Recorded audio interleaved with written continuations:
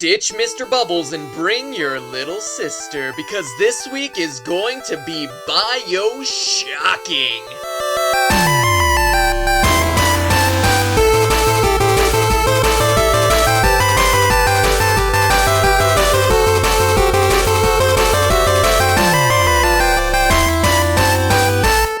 Hello Internet, welcome to Game Theory, now with 100% more flash and 500% more audience pandering. Who says learning can't be exciting? This week we're talking about the philosophies of Ayn Rand. Just long enough to say that we're not talking about the philosophies of Ayn Rand, because you know what? Bioshock is a whole lot more than just an objectivist romp through a utopian society. It's an objectivist romp through an underwater utopian society, which, as we all know, increases its coolness by a factor of 23. But could we really build an underwater self-sufficient city like the developers depict in Bioshock? This week we're looking at the science involved, from handling water pressure in undersea forests to geothermal energy and real-life millionaires currently working to make Rapture a reality. So would you kindly inject yourself with that used syringe of slug stem cells, 'cause we're taking a trip under the sea. According to Bioshock's official wiki, Rapture is located underwater a few hundred miles west of Iceland's capital city of... Any geography buffs out there? Reykjavik. Very good! Gold star if you can spell it. That area of the Atlantic is actually some of the shallowest ocean water on Earth, only about 656 feet deep, or 200 meters if you're a viewer who actually understands the appeal of soccer. Football.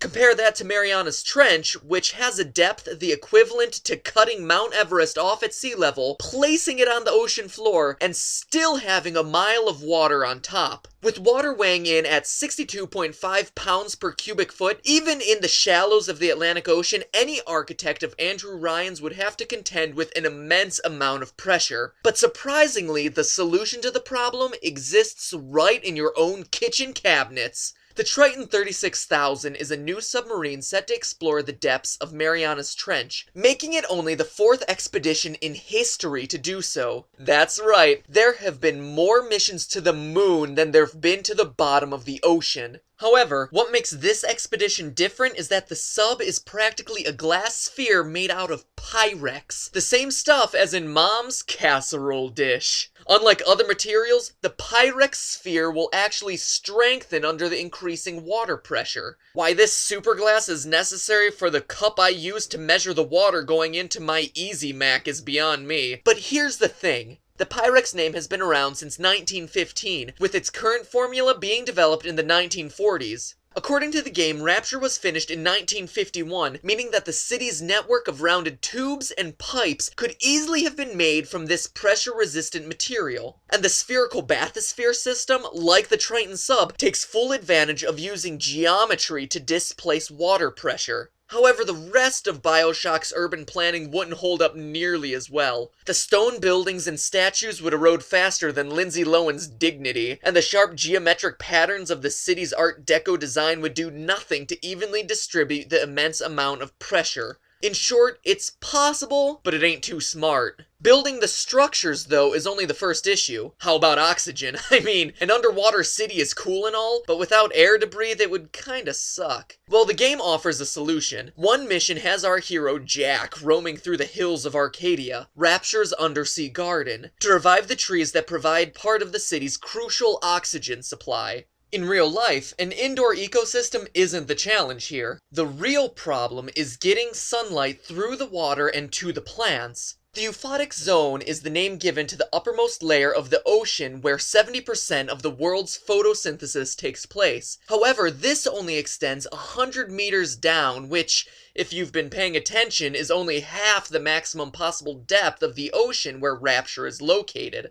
Now, you know that I'm not one to take the easy way out. I mean, I practically illustrate every 5th word of my scripts. But here, I think it's accurate to say that Arcadia is simply located in the top of one of Rapture's tallest buildings. Because think about it, 300 or so feet up by building standards isn't that high to begin with, especially for a city modeled after New York. Look, I had an explanation already with light bulbs being able to recreate sunlight's natural wavelength, but If you see here, this area of the game is lit entirely by what's streaming in through the glass ceiling, meaning that this part of Rapture must be in the euphotic zone. So that's growing the garden, but what about the oxygen itself? Well, the plants are a nice touch, but like a degree in classical languages, they're pretty useless. You see, oxygen is easily produced from the electrolysis of water, which for Rapture, there's never a shortage of. Basically run an electrical current through the liquid and have it separate into hydrogen and oxygen.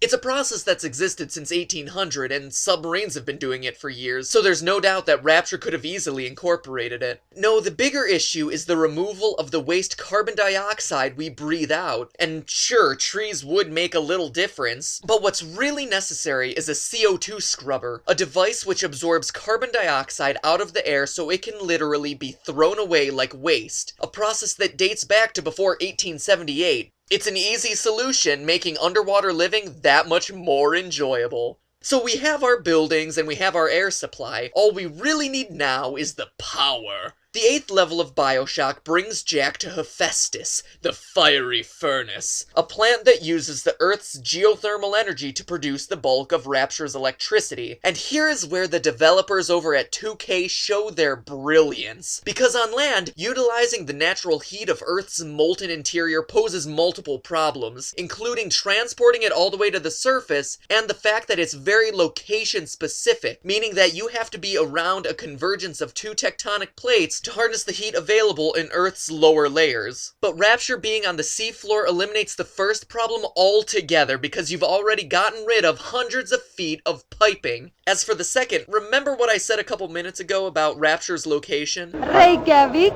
Iceland exists on the mid-Atlantic ridge and on a geological hotspot. What this means is that the country is loaded with geysers and volcanoes. As a result, over 50% of Iceland's total energy consumption comes from geothermal sources. And to wrap it all up in a nice little package, using geothermal energy in Iceland dates back to 1930, over 10 years before Rapture was even conceived, meaning that not only is it possible to build the city today, unbelievably, all the technology for an underwater city existed by the time Andrew Ryan started his plans in the 1940s. All told, it appears that Bioshock provides a decent lesson on underwater urban planning, plus the 40s setting is actually the year when the technology to make this possible all came together. So why hasn't this happened? Who says it hasn't? Have you researched the ocean floor around the mid-Atlantic ridge lately? I have.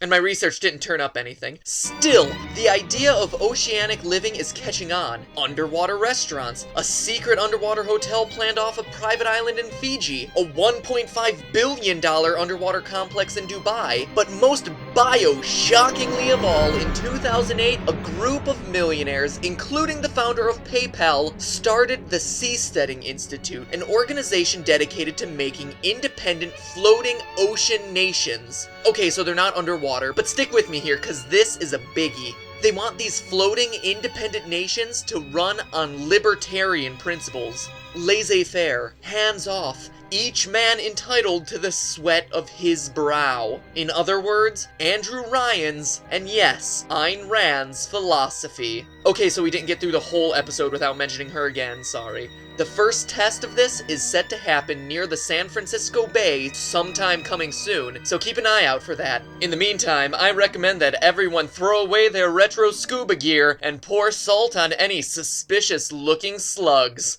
But hey, that's just a theory.